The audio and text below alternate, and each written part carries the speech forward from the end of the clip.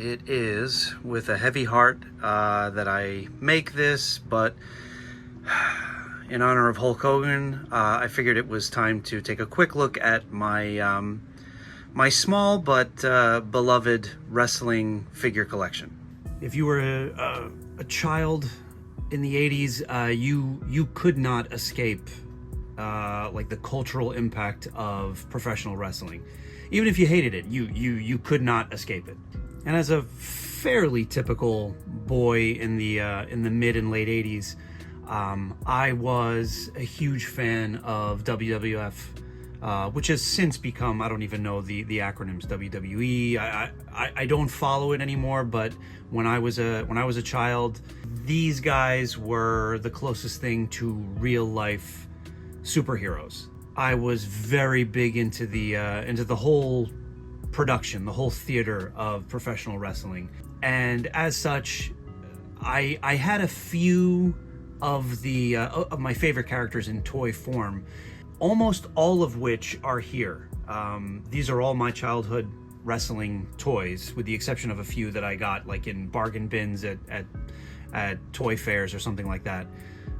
So I've kept these strictly for like sentimental purposes. Even though collecting wrestling themed action figures is still a big deal in the toy collector market, because of all the other stuff that I collect, I don't really have room to continue with it. And I'm sorry to say, not super interested in it anymore.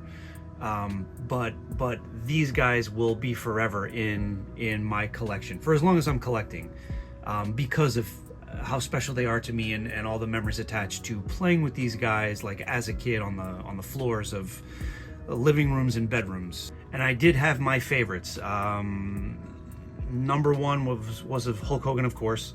Number two, not far behind, was Roddy Piper.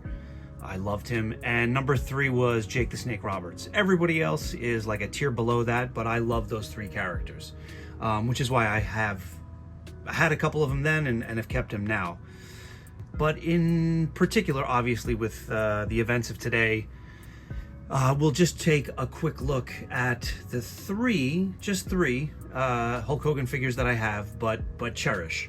So the first one we'll look at is the thumb wrestler figure. These were really popular for a good chunk of time in the 80s, as far as my memory serves, with a really simple gimmick, but one that we ate up as kids. A really like malleable but durable kind of rubber or plastic.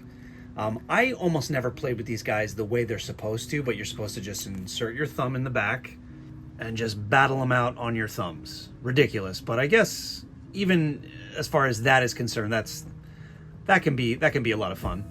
For the most part, with my thumb wrestlers, I really just I acted out some sort of like epic battle between rivals, throwing punches, just kind of like animating in my hands like battles.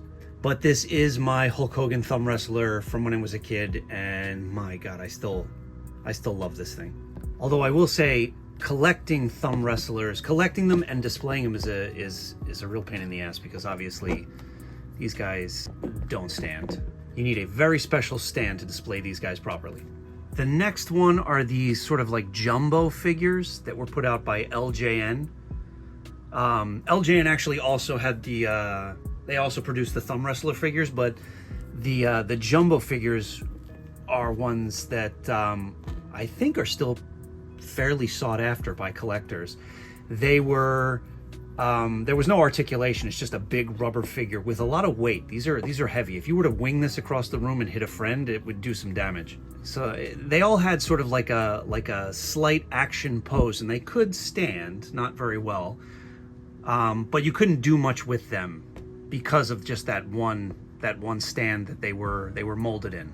And just to have him square off, of course, I had to get one other one, and I needed, as a kid, I had to get the Andre the Giant one, even though this is like amateur, like newbie Andre the Giant, hair-wise and body style.